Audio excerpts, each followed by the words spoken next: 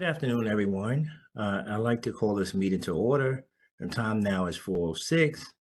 As a reminder, please note that the board meetings are being recorded for the convenience of those that are unable to attend on the video conference. A recording and closed captioning will be posted to the BERS YouTube channel following the meeting.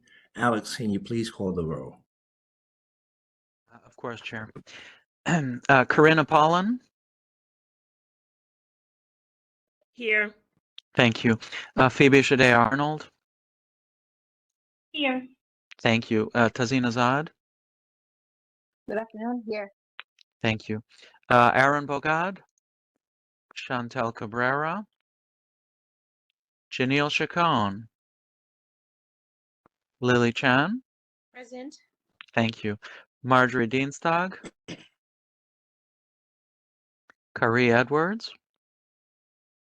Gregory Faulkner. Present. Thank you. Anita Garcia. Good afternoon, present. Thank you. Cherie Gibson. Present. Thank you. Anthony Giordano. Present. Thank you. Angela Green. Present. Thank you. Naveed Hassan. Allison Hirsch. John Dorsett, designee for control, Brad Lander, and I'll have the proxy until Allison. Did I lose my speaker? Did we lose Alex? Thank you, John. There we go. Michelle Joseph. Ruth Maria Kenley. Jessamine Lee. John Maderick. Present. Thank you. Donald Nesbitt. Present. Thank you, Chair. Alan Ong. Present. Thank you. Kaliria Salas Ramirez. Mahisha Sapp.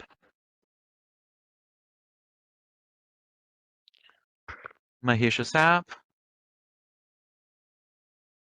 Can everybody still hear me? Yes. Yeah, and I can see Maisha. Okay, thank you. Yeah, I can see that she's here. I'm just not hearing a response. Mahisha, can you hear me? I'll text her. I see Oh, her there you there. go. It looks like, okay, so Just we got responded in an chat. acknowledgement in the chat with Mahisha Sapp present, Thomas Shepard, Gladys Ward, Ephraim Zachary. Okay, we do have a quorum, Chair. Thank you, Alex, for calling the roll. Greg, I see your hand is up. Greg Faulkner. Yeah, thank you, Chair. I was asking to be recognized because I wanted to present a resolution, and I was wondering if the timing would be appropriate to do it now. Alex? Chair, really, this is at your discretion. Any member of the board can propose something, and if they get a second, it can be put on the table. Okay, I just wanted to make sure. All right, thank you, Alex. I mean, from a parliamentary perspective, right? Beyond that, you just consider the business, and it's up to you. Okay, thank you. So, Greg, proceed. Okay, great. Thank you very much. In the last couple of days, weeks, I've been circulated a resolution that would alter some of the practices that are part of our investment policies. And I'd like to give an explanation as to why and where the genesis of this resolution, and then ask for the trustees to support it. I remember, I'm old enough to remember back in the 1950s and 60s when reading the daily newspapers, I would go to the, sort of glance at the help wanted ads, and I would always see ads that said, for job announcements, white men only or white only. And I was always, as a kid, kind of wondering why that existed. And, luckily that we no longer see that in the papers, but, we do see it in one space, and it seems the space is in the area of finance. It's the one area where it just seems that there is a whites only need applied, that it's not a space that's open to folks of color over the years, and that, the investment community is really not open. Access to capital is not available when it comes to BIPAC firms. And I've just seen this over the last year that I've served on as a trustee.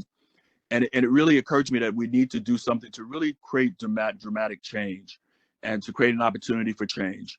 And that these spaces in these areas should no longer be places where certain communities are not welcome.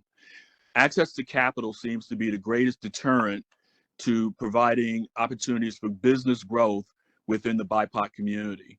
And the resolution that I'm proposing would dramatically change and open doors of opportunity for others to be part of the fiscal life of this city and in this country. Access to capital seems to be the greatest deterrence to businesses in our community being able to develop and to prosper and to move forward. You know, I think many of us in high school had to read the book The Invisible Man by Ralph Ellison, and Ralph Ellison, I think, in that book makes an important point. And I'll end with this, saying that the time for change is now. It's really time for us to really take seriously the lack of diversity and the lack of opportunity, and to open the doors of opportunity for everybody to be able to participate in the life of our country and the life of our city. And that includes in the area of finances. So I'd like to introduce this motion and ask that it be considered tonight and adopted. I second the motion. That's first by Greg, but who's second? I didn't Lily Chan? listen. Okay. Any discussion on the motion? I'd like to motion that we move this discussion to executive session. Law department, I'm not sure that we have a specific basis at this point for executive session. There may be some topics that should be discussed in attorney-client. Darren, please let me know what you think. Attorney-client is what I meant, Alex. Thank you. Oh, I'm sorry. Is there a second, Chair? We did have a second from Lily Chan. Yeah, We I have an second. original That was for my motion. That was not for Yeah. executive session though, or for attorney-client. Yeah, how does that work, Alex? Because there's a motion Yeah, already so on the yeah. table. So the motion is already on the table, right? It was proposed by Greg, seconded by Lily. It is on the table, and Corinne has moved for an attorney-client session to continue this discussion. So is there a second for attorney-client? I'll second going into attorney-client if there's a specific question. Right. So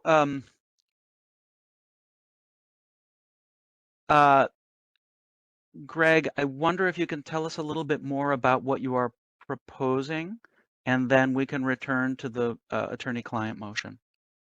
Well, I'm proposing that on investments that we change our investment strategy policy to allow that 40% of our investment be made with BIPOC communities, with BIPOC businesses, and that those businesses, the 40%, would represent BIPOC businesses that have a 51% majority ownership, and that we open those doors of opportunity in those areas. I think it's pretty straightforward. On information? Yeah. Um, Hello? yeah, point of information. Why would we need to go into attorney-client on this, since we are not discussing any specific managers or individuals? We're discussing policy. Shouldn't that be light of day? So general questions of investment policy can be discussed in public session.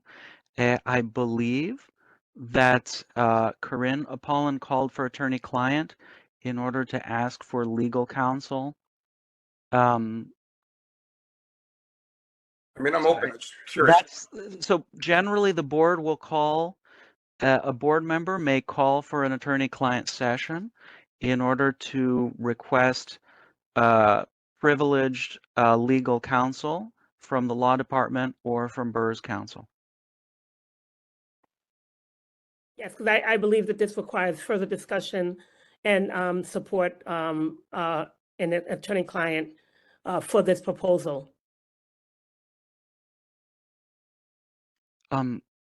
John, would you now second the motion? knowing what this is about, would you second the motion for attorney-client?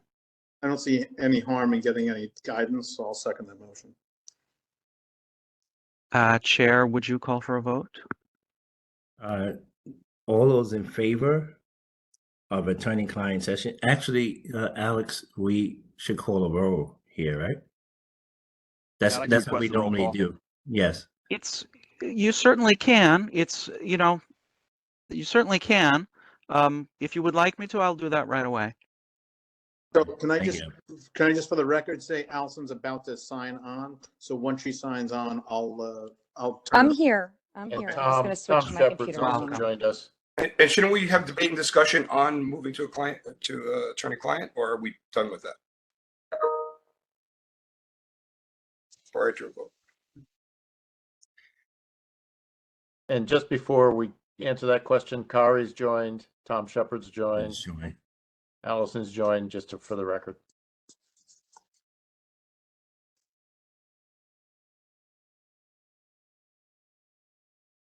Did anyone else want to say anything further about whether to go into attorney-client?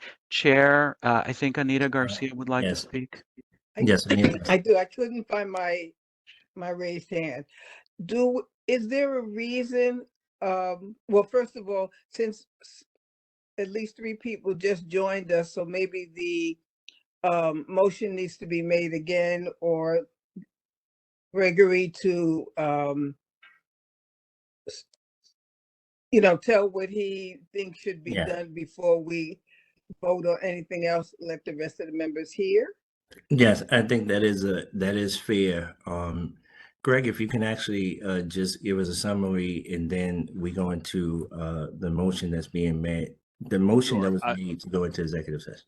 Yeah, earlier in the meeting, I introduced a motion to make a change in the investment policy of BERS that would allow for 40% investment by BIPOC firms, Black, Indigenous, people of color firms, and that we set a number. And I gave sort of a historical sense that for a long time, access to capital seems to be the greatest deterrent for many of these firms doing business or having any equity at the table. When you look at the percentages of business in the city of New York that go to firms of color, it is really abysmal. And we can just see a whole history of this during the pandemic when we were buying, Can everybody please mute protective themselves? equipment. Yeah, somebody is. Can everyone please mute themselves unless you're speaking? That's Maisha. When Right. Okay, when we were buying protective equipment, spending billions of dollars in New York City, less than 1% of that went to African American firms. When we talk about investment in firms of color, we see very little. The numbers seems to be stuck in the same levels at 1% or 2%.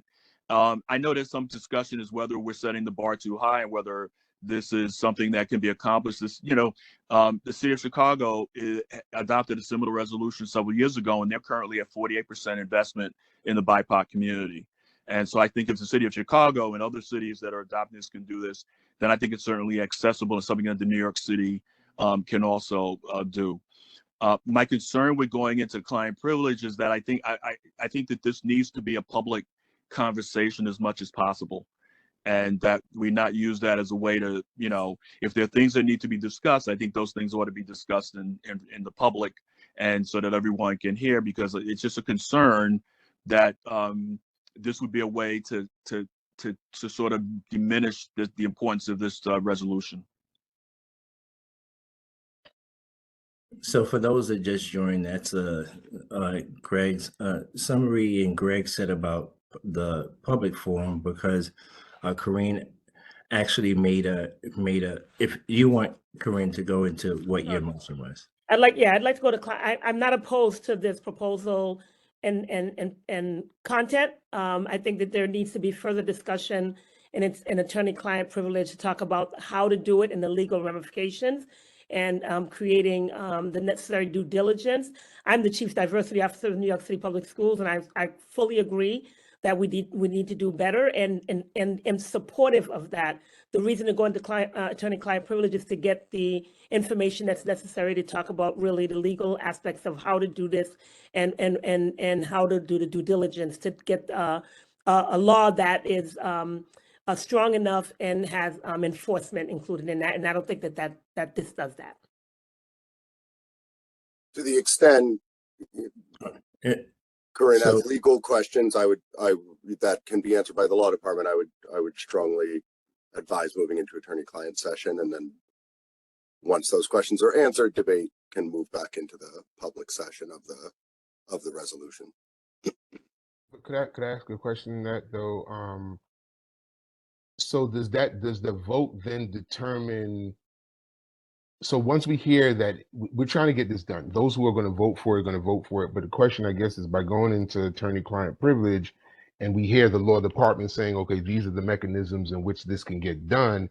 Isn't that something we could do after the vote, or is that something that because I understand where Greg's coming from. Are we going to vote on that basis, or is there a possibility that it can't be done, and that's why we're going into attorney-client privilege? Because if it's something that can be done and we just have to vote on the specifics of how to get it done, that I would probably agree with Greg and not have to go into attorney-client privilege and keep this out in the public. But if you're saying that if we vote yes, there's mechanisms that say that we can't get done, then that's why I'm just trying to get that answer straight. Somebody could answer that for me. Yeah, I think that there are legal questions and answers that we must have and address before we can implement the proposed plan. So isn't there a way that we could vote and approve and then refer it for any kind of legal work that needs to be done for implementation? Because the implementation doesn't happen tomorrow. And if can we attach something that would say that that this be reviewed by the attorneys, and that the attorneys come back to us before implementation with any concerns that they would have that we would need to address in a future meeting? I would prefer to go into attorney-client privilege, because there are some legal due diligence Yeah. that I But let me believe- ask. Sure. I'm sorry. Go ahead. Well, can I ask Alex then? Would that work? I mean, you're the attorney. Would it work if we were to approve this with a rider that said that we would want this to be reviewed by the attorney before implementation, and if there are any outstanding legal concerns, that those be brought to us at the next executive board meeting for adjustment? I think it makes more sense for the board to receive advice before proceeding. And I don't say that. The reason I say that is because the board is not just considering the question of diversifying its investments in general, but the board is considering a very specific proposal, right, that you submitted. So I think when it comes to this specific proposal, I think the board should have the opportunity to discuss with counsel, and then the proposal can be amended if necessary. Yeah, but I think you partly answered my question. My question is, on the procedure that I just outlined, if we were to adopt it, but then place a rider on the resolution stating that if there are any outstanding legal issues or concerns, that they can come back to us, does that accomplish that? Because I want to do as much in the public as possible. Would that accomplish? Right. So, I mean, so we can, of course, return to public discussion after attorney-client session, right? The policy discussion shouldn't happen in attorney-client. Attorney-client is an opportunity for any board members who want to ask legal questions to ask legal questions. Okay. See your hand, Tom. Thank you. I'm also one that, I could support this in principle, but I agree with Corinne that there are legal implications, and I think I would want to know what those implications are before making a decision. Again, I do want to be clear that I agree again in principle with it, but I want to understand fully the impact of this vote on our investment policies, and I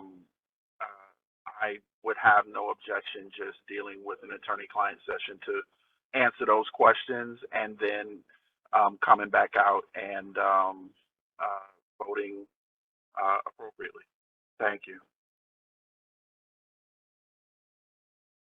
I guess my question becomes too, I do have a question. After attorney-client session, we're not going right into a vote. This will be further discussion on Greg's motion itself. Because I think I do agree with Greg. When you're behind closed doors, people say one thing, and then in a public forum, they do something different. And I think this being of significant importance, Greg has spoke of this. I think I've spoke of this, and several trustees have spoke of the importance of us, such a small portion of our assets being invested outside of our communities, when over 70% of the people who we represent here are people of color, and a vast majority are women, right? And I think the concern there is us doing something different or going into a vote coming out of that attorney-client session. I wouldn't be in favor of that, but if there's specific questions that people need to ask, I guess it's going to come to a vote either way. Dr. Green, I see your hand is raised, and then Kari.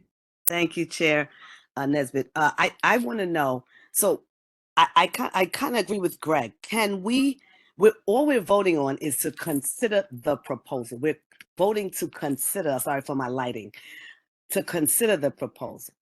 So am I wrong or am I right that when we vote now, we can vote to consider the proposal, and then we can look at the machinations of it after we vote to consider it? It's a proposal. It's not. No. Am I wrong? No, Okay, it was a okay. resolution, not a proposal. We weren't Correct. considering it, we were voting on it, is what Okay, Greg but- asked.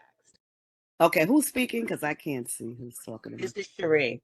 Yeah, Greg proposed voting on the resolution, not considering the resolution, not to Okay, but- discuss it and go further. Was to No, vote. I'm saying he. But is it a proposal, Greg? It's a resolution. It's actually an amendment to our investment strategy. Okay. RC, I see. Yeah. Okay. So it creates an amendment to the investment strategy, Okay. and I Hello? think there ought to be. Mhm. I'm concerned about transparency and that we do as much of this Mm-hmm. in the public domain as possible. And I think that any of these concerns can be addressed at a later point. I think these things always become, when we're talking about, we've seen this in the past, to be honest with you, whenever it becomes something that has to do with minority investment or opening doors of opportunity, then all these roadblocks seem to be placed. We saw this with Base 10. When we were trying to propose something where there was tremendous opposition and it kept reoccurring. It just seems to be that this is a repeat pattern. And so that's where my concern is, that this is a repeat pattern of always setting the bar higher and higher when it comes to any investments involving minority community or opening those doors of opportunity. It just seems that their bars get put in our way. And it consistently happens over and over again. And the end result is we're shut out of our community, is shut out of the opportunities to be participating fully in the investment life of the city. I think back to Okay, what I said Greg. originally, I am in agreement in concept, but I do want to move to attorney-client privilege to be able to have some discussion around the legality and some of the legal aspects of this, and then we can come back to public discussion. On information That's my outlets, can we proposal. set a time limit, maybe of 10 minutes in attorney-client, and agree that there'll be no actions taken definitively outside of the public light? You can say it, but you see, anything that you do is something that you, the board, can undo. So I think this is up to you, the board, how you're going to proceed, right? But I think, I just want to say, I think your colleagues have some questions, and I think they should have the opportunity to have their questions answered. That's all. Okay, I'm gonna take Kari as a last comment, and then we'll go to a vote on Corinne's motion to go into attorney-client session. Kari? Thank you, Chair. I guess the only question that I'm asking was when Alex said, once we go into attorney-client, that the resolution could be adjusted within that based off of the information. And that's the thing that gives me a little bit of pause. And I agree with Greg. So if the basis of the resolution was to educate us on the legalities of it, then I don't want to see those pieces changed, because the reality of it is this resolution was put in clear by Mr. Faulkner. And so going into that, it was an informational piece, but when you said there's a possibility of changing and adjusting it based off of that, that's my concern. So I just wanted to put that on the record. Discussion, I think discussion of the resolution per se should happen in public session, but when we give legal advice, either I or one of my colleagues or the law department, we want to make sure that you can freely ask questions where the answer may be privileged. The question and the answer may be privileged. In order to maintain privilege in these discussions, we have them in special sessions. That's all. It's just an opportunity for you to ask some questions.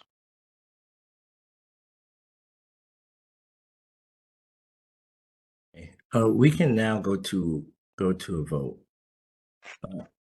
Believe, Alex, you said that you would call the roll. Certainly, Chair. Karina Pollan, Aye. Phoebe Shade Arnold, Aye. Tazeen Azad, Aye. Lily Chan, Aye. Kari Edwards.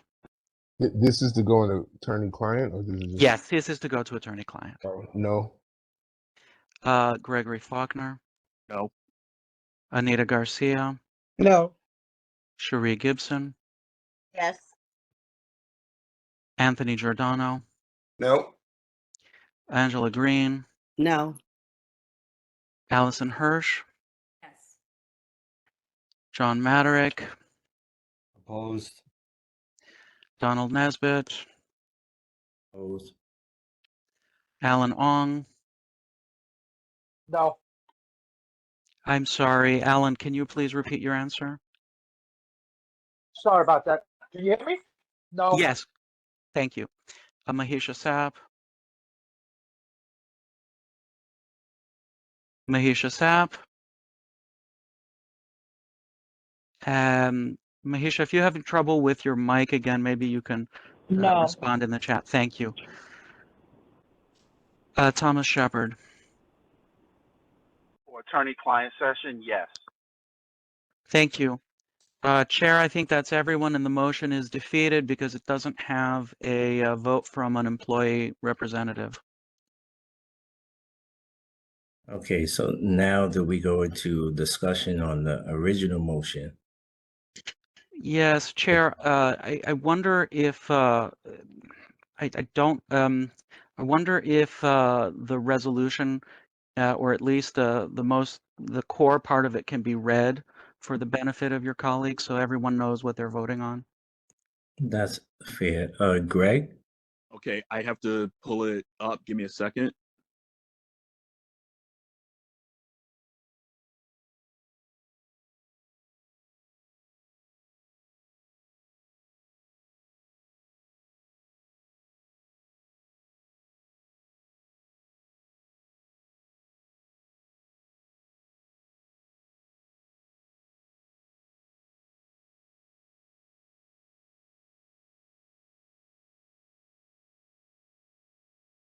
Okay, I guess, well, I'll read the preamble, and then I guess if you want me to read more, I'll read.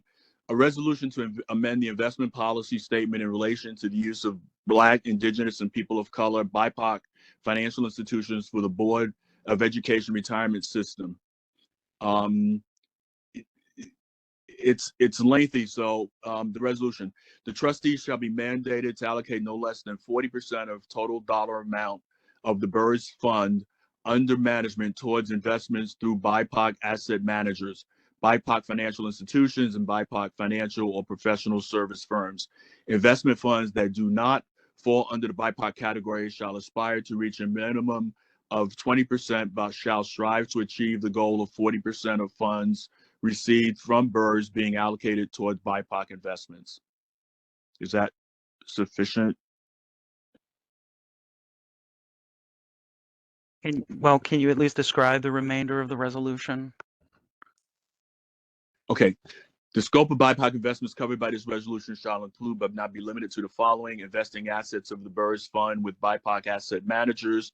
Again, an area where we haven't really, I've seen a lot of movement. It would have a reporting requirement, and so that we would get information reported back to us on progress in terms of reaching these goals. It requires disclosure.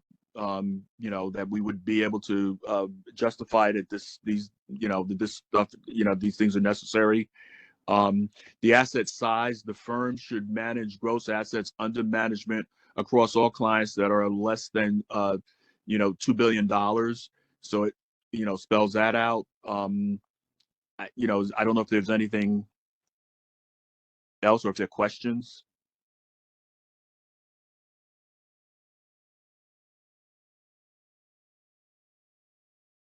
Hello?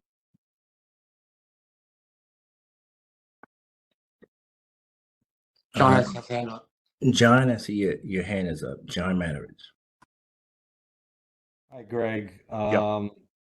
I had the one question I had. Well, one of the questions I had right now is do we have a time frame laid out for when we hope to achieve the 40% goal? No, and I think that there can be some discussion around that. I think that we wanted to set, we want to invite the other systems to also join in this resolution, and so we set a high aspirational bar on that purposely, and there may be some conversation afterwards and discussion, and we also, I think, should attach something that tells our staff to come back to us with a plan, so that we can be flexible. And if they come back with a plan and say, this is how we would have to implement this, we would do it in a staged fashion. It still sets that goal, but that there would be that I would expect that they would come back to us and tell us exactly how they would move to implement this and bring that back to the board for consideration. Thank you, Greg. Any other discussion, questions?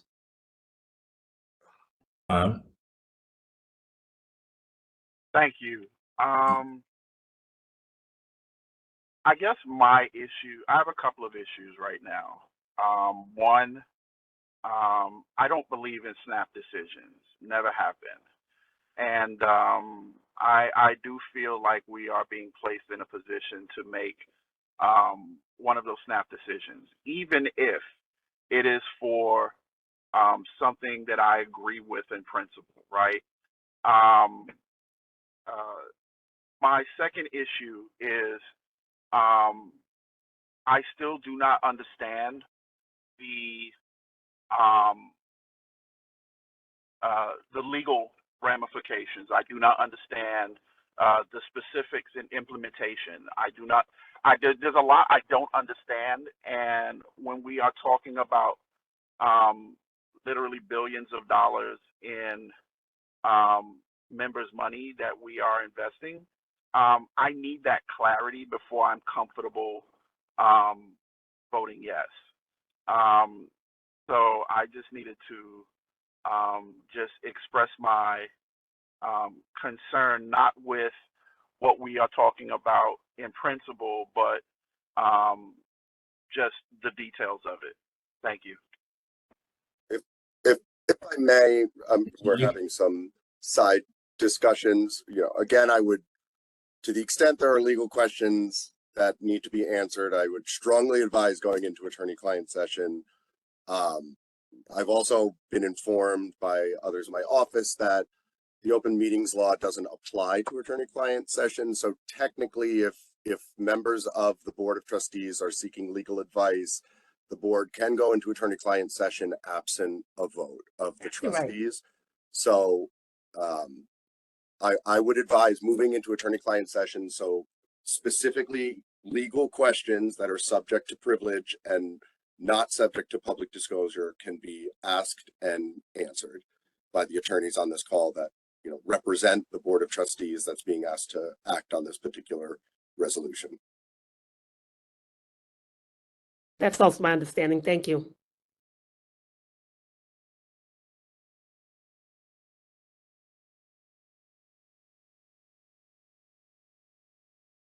Tony? I just in terms of the in terms of the resolution, look, if not us, who? If not now, when? Kind of thoughts. I think this is well done. I think the only questions that I had could be handled after, but I thought that we should expand. I think I don't know why we don't include public investment managers, maybe even include brokerage, you know, litigation. There are other aspects that we've failed in the community in the 71% people of color, and we have 8% management vendors managing those assets. It's a question of equity. It's a question of fairness. So the only reason why I'm interested in attorney-client session is, you know, just discussions in terms of adding more to this and making it even more powerful. I'm sorry. So I've gotten an update from the law department that an attorney-client session doesn't need a parliamentary vote. So I think that we should move into attorney-client because it's say clear that we have trustees who would like to ask something. Yeah, I was just going to say, you know, look, I do have concerns about it, but I think in light of what you're saying I'm a little surprised that we could do something without. I thought you know, our procedure had always been to come to a vote whenever we moved into any session. That's how we've done historically. That we would have to have a vote of the entire board, but now you know, suddenly that's not required. That's another issue. But I hear you, and I would then agree then to that we should move into get advice from the lawyer. Okay, so that being said, let's move into attorney-client session. So, Alex, a motion was actually on the table when we went into attorney-client session. Yes, the motion is still on the table. I call the question. Okay, the motion is to call a question. Do we have a second on calling a question? Tony Giordano. Tony Giordano seconded. All those in favor of calling a question on this Sorry, I'm motion? sorry. Point of clarification, Chair. I thought I unmuted myself. What are we calling the question on? I just want to make sure I understand what motion I'm voting on. To proceed with the vote. So the motion is to vote for on the resolution itself, or to proceed with a vote on the resolution? The vote on the resolution is to authorize us to vote on the resolution itself. There's no more debate. In other words, let's move the business. I just want to understand, sorry, whether we're voting, like sometimes we vote on whether to have a vote. So I want to make sure what I'm voting on. Yeah, we're voting to move forward with a vote. Okay.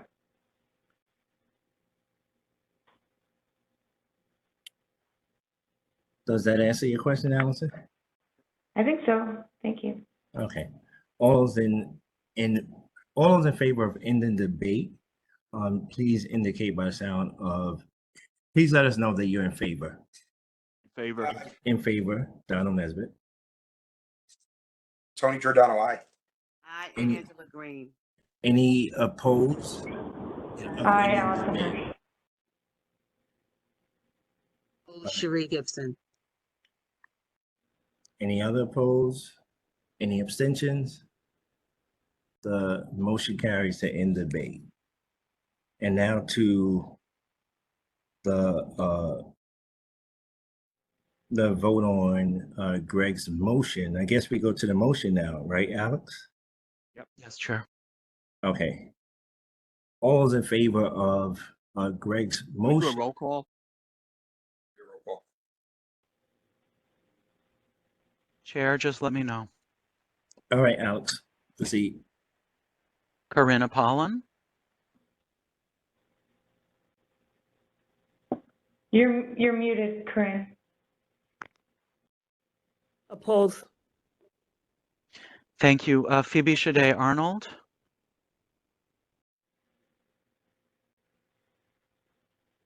I think she may have left.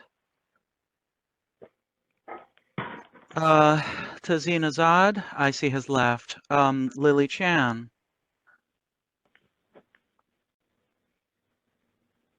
Approve. thank you.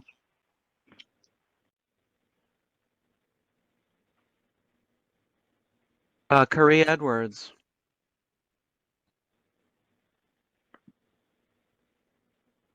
Alex, still have quorum? Do we still have quorum? one moment. We can do a quorum check. Federal coming.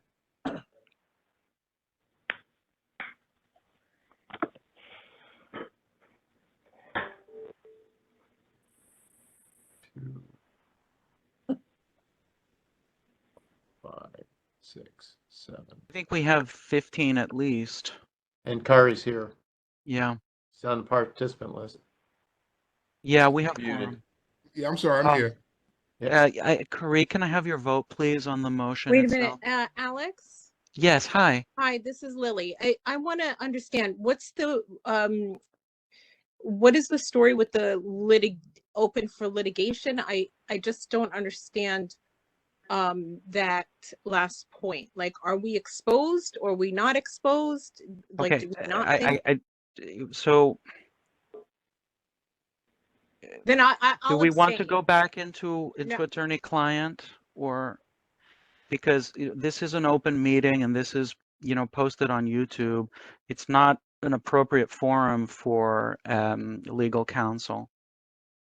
Okay, I'm so sorry to ask. I abstain. Curry Edwards, Yes. thank you. Gregory Faulkner, Yes. thank you. Anita Garcia, I abstain. thank you. Cherie Gibson, Oppose. thank you. Anthony Giordano, Yes. thank you. Angela Green, Yes. thank you. Allison Hirsch, Oppose. thank you. John Maderick, In favor. thank you. Donald Nesbitt, In favor. thank you. Alan Ong, Yes, in favor. thank you. Mahisha Sapp, In favor. thank you. Thomas Shepard, Tom has left, I'm sorry. Ephraim Zachary. Effie, can you hear us? You're still on mute.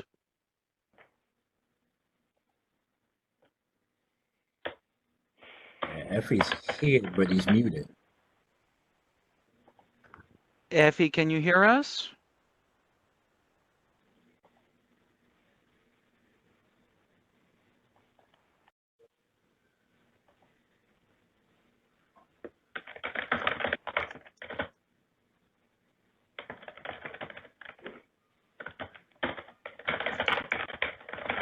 Effie, can you hear us? We're asking for your vote, please. Set first below quorum. All right. No, he's still here. But Chair, I think we can give a tally already. I think the motion passes with 9 in favor.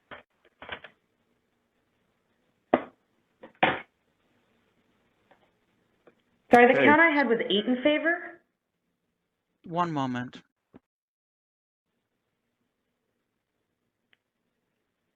I had 8 in favor, 4 opposed, 2 abstentions.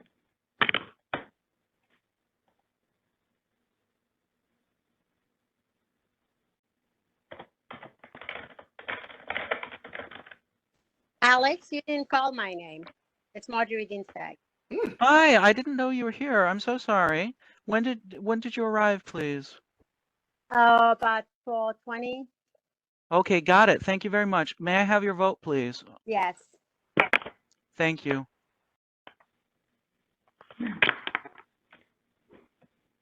Did we get Effie? I also came late in case I don't know what. Hi, Effie. Effie, we don't have your vote, please. Can we have your vote, please, on Greg's motion? I'm gonna abstain on this one. Okay.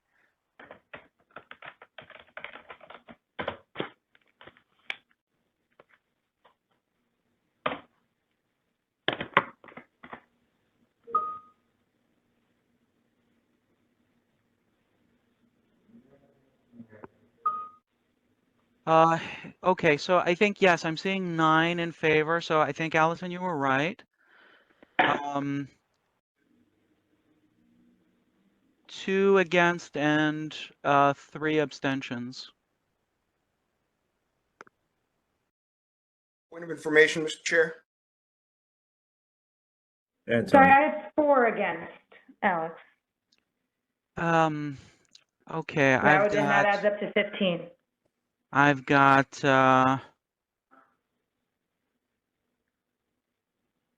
Cherie, Corinne, Allison. Who is the 4th against? I'm sorry.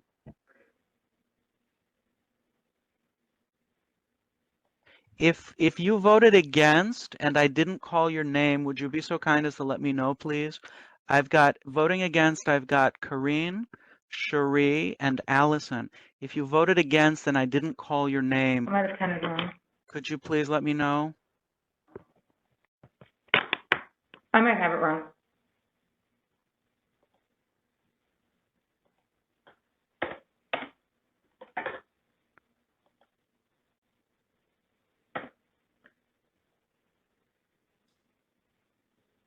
I think Tony has a point of information. On information, Mr. Chair, and I guess directed towards Alex. Given what occurred in client attorney, can we at next month's meeting amend this resolution based on the recommendations of law department? So a resolution passed by this board can be amended by this board, right? You're only overruling your own decisions. That's what I hope that answers the question. Yes, sir. Thank you. Yeah. Just can't bind future boards. That's all you can't do. And you have the 30 days to the month where nothing's likely to happen to come back to us.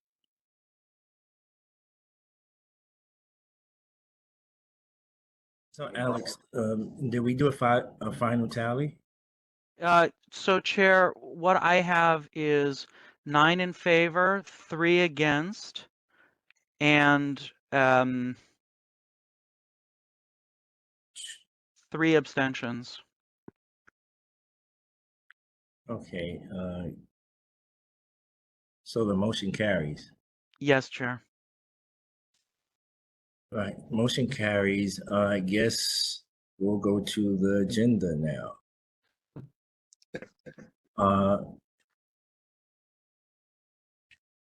First item on the agenda is calendar item number 1, noting the minutes of the meeting from the May 9th, 2023 meeting. May we have a motion to consider? So moved by Giordano. Acclamation. By Tony. Do we have a second? I second Anita Garcia. Anita Garcia, second. Is there any discussion on the minutes from the May 9th meeting? Any discussion on the May 9th meeting? Let me just check both screens. I see no hands for discussion. When I call all in favor, if you wish to vote in favor of approving the minutes from the May 9th meeting, please unmute yourself and respond in favor. All those in favor? In favor. Favor. Do we have any opposed? Any abstentions? The motion carries for the approval of the minutes for the May 9th meeting. Next on the agenda is the Executive Director's update. Sandy, do you have any remarks for us? Yes, and I will keep this very short. I'm going to skip past most of it. On the Velocity project, we have included in the budget proposal that you'll see a complete 3-phase rollout of the Rothification of the TDA, which would include all aspects of it. We are prioritizing the makeup payments after you're 50 years old, created by Secure 2.0. These changes will stretch across fiscal years 2024 and 2025, and they are included in the budget proposal that you'll hear from Daniel and Chitra tonight if we get to it. I will circulate an email on educational opportunities tomorrow morning to trustees, and that's enough for me for now, I'd say. Thank you, Sandy. Do we have any questions for Sandy on his report? Seeing, let me just check the second screen again. Seeing no questions. Thank you, Sandy, for your report. Our next item on the agenda is calendar items 2 through 17, the ordinary business of BERS. May I have a motion to consider calendar items number 2 through 17? Motion from John. Motion by John Manarich. Do we have a second?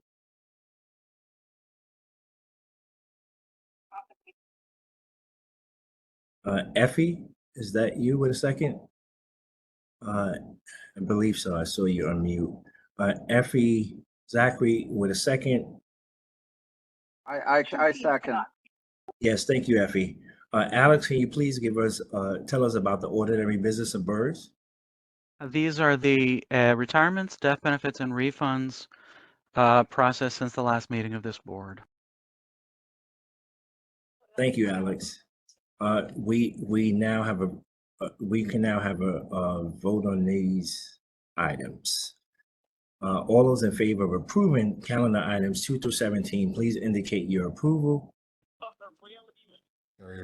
In favor? Aye, John. In favor. Any opposed? Agree. We have any opposed? Any abstentions? Thank you. The motion carries for calendar items number 2 through 17.